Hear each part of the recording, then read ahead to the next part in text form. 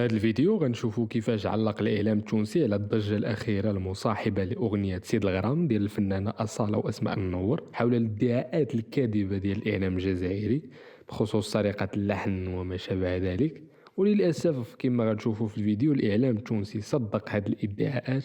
لذلك في هذا الفيديو غنوضحوا بعض الأمور وغنشوفوا بالدليل والصوت والصورة من السارق ومن المسروق. ولكن قبل هادشي كامل ما تنساوش تدعمونا بما اننا يلا حلينا القناه فمحتاجين الدعم ديالكم. بونجور بونجور، مرحبا امين، مرحبا اياد. الناس اللي يسمعوا فينا يتفرجوا فينا الكل على احلى صباح باي موزايك فهم باش نحكيو على حكايه قاعده تدور برشا في الجزائر في لي ريزو سوسيو نتاعها الكل، في تيك توك، في انستغرام، في الفيسبوك. نحكيو على اغنيه جديده عملتها اصاله والمطربه المغربيه اسماء المنور. الاغنيه هذه اسمها سيد الغرام بلحن مغاربي نجم نقولوا، ولكن في الجزائر فما هجمه كبيره، يقولوا الاغنيه هذيا مسروقه من التراث الجزائري كسوسوا اللحن نتاعها، ولكن زاده الحليه اللي لابستهم اصاله على خاطر لابسه قلاده اللي هي من التراث الجزائري واللي تتسمى خيط الروح، تتعمل في الراس في الجبهه معناها وتكون فيها مجوهرات. خلينا نسمعوا شنو قالوا في قناه الشروق الجزائريه. بعيدا عن الاموال المنهوبه الى الموسيقى المنهوبه، ما كانتش ضروري غير الاموال المنهوبه، وانما التراث، التاريخ، كل ما هو قابل للسرقه يسرق. يعني اذا ما درتش الاموال، ما انتبهت لهاش، سرقوها. اذا تاريخك ضربت النح عليه سرقوك. الاغاني ايضا، المطربه السوريه اصاله نصري في اغنيه مع المغنيه المغربيه اسماء المنور سيد الغرام، بعدما قيل عن سرقه تراث، نظن حتى حلي ومجوهرات جزائريه ونسبها الى المغرب. الآن الموسيقى، اللحن الجزائري حديث كبير عبر مواقع التواصل الاجتماعي، تيك توك، الانستغرام، مقلوبين على أنه الأغنية مسروقة من لحن جزائري للفنان سليم هليل. الفنان سليم هليل اللي الأغنية الأصلية متاعه اللي اسمها دات عقلي وترجع لأول التسعينات القرن الماضي، وهو بيدو دخل وقال اللي سرقوا له اللحن متاعه وبدلوا فقط الكلمات. نسمعوا شنو قال صاحب الأغنية الأصلية. كما يقول لك هذو الناس ما يحشموش في، نقولها بكل صراحه، يعني سي مش عارف، سي ناس اذكياء، كما نقول لك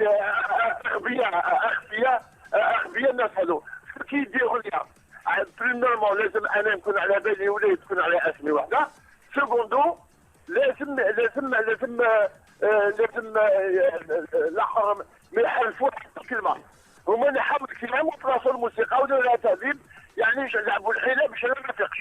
ديبي 91 واشتغلت بها، وكما تعرف لي تلعب كل جزائري.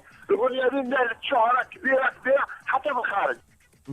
الأغنية هبطتها أصالة وأسماء المنور زادة في لي كونت نتاعهم في الفيسبوك ولا في الانستغرام. ونسمعوا اكستري من الأغنية الجديدة اللي اسمها سيد الغرام.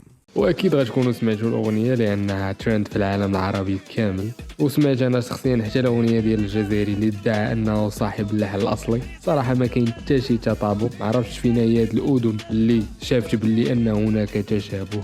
لكن بما ان هناك مثل كيقول تبع الكتاب حتى لباب الدار، احنا غنمشيو معاه لا تعقلوا. ونخليكم دابا مع الاغنيه ديالو، ومن بعد غنشوفوا كاملين الاغنيه الاصليه وغنشوفوا من هو الغبي في هذه القصه كامله.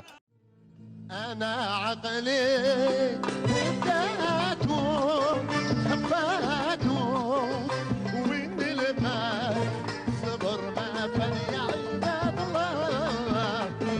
شنو رايكم؟ نفس اللحن حسب رايكم؟ فما اياد مختص في لا مانيش مختص ابدا، ولكن فما كمان ريسامبلانس في الميلودي. فما انت شنو رايك؟ يشبهوا لبعضهم ضروري يشبهوا لبعضهم، اللحن قريب برشا من بعضه.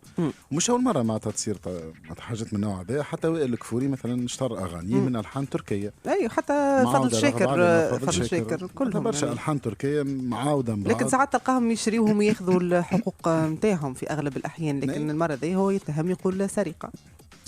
انت تعتبرها سرقه اياد ولا؟ اي مساله الملكيه الفكريه، معناتها ملحن يلحن اغنيه تجي انت تسطو عليها وتحط كلمات اخرى وتنسبها لروحك ولا الملحن اخر، بيصير انه باش يحس روحه اللي هو تم اعتداء على الملكيه نتاعو.